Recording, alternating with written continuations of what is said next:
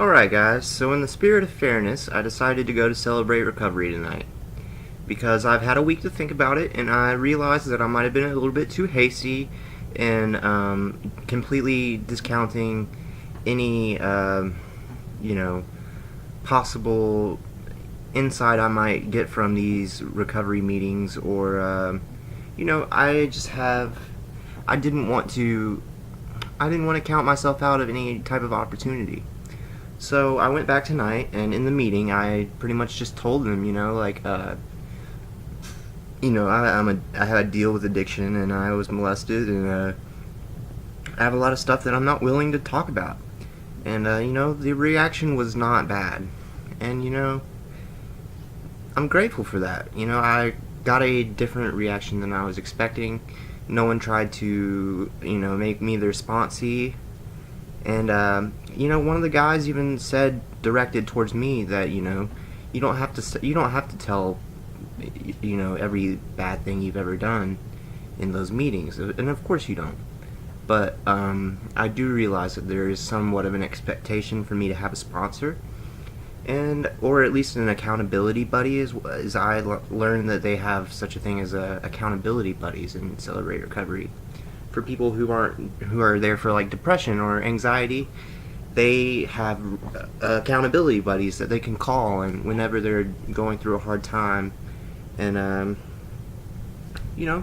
I think that's a good thing. I prefer that to a sponsor.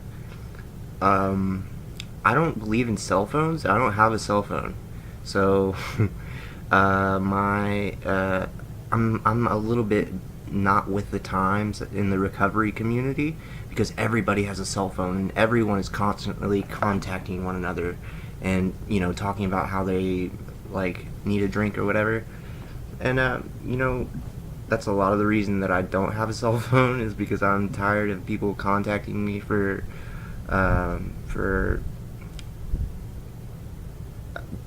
just a bullshit. It just I don't really enjoy, I don't enjoy, I want to be accountable to someone, and I'm more than willing to give out my own phone number, but I'm not gonna get an iPhone, or I don't really want a track phone or any type of cell phone. So it's a bit harder to get in contact with me than most people, and I like it that way. But I'm probably gonna go back next week, because I got the impression that they wanted me there, and they might just be trying to ease me into their 12-step-y lifestyle or whatever. But I didn't get that impression, honestly. When I brought up the fact that I'm not willing to do a 5th step again, or whatever, I kind of got the impression that some other people in the room weren't as well. So,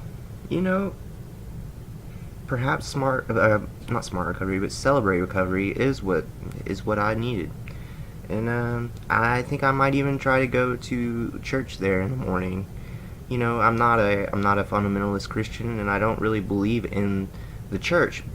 However, I don't have really any problem with going to a church. I think it might be a good chance for me to meet some people, and maybe make some friends. Yeah. So I've got my alarm set.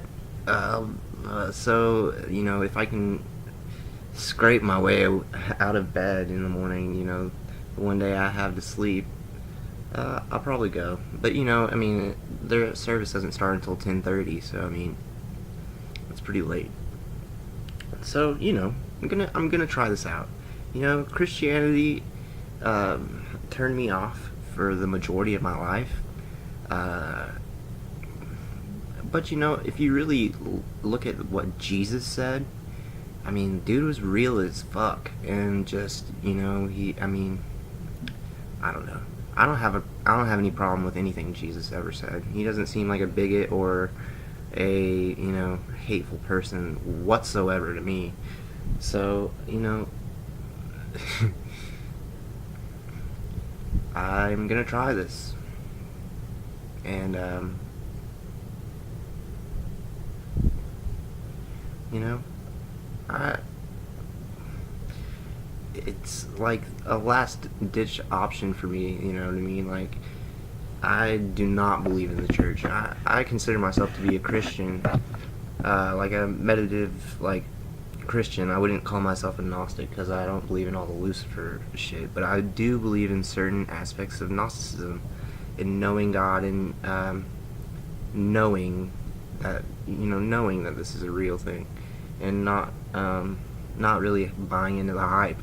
I don't want to be one of the unwashed masses, y'all. So, read your Bibles, KGV only, or KJV only, and, you know.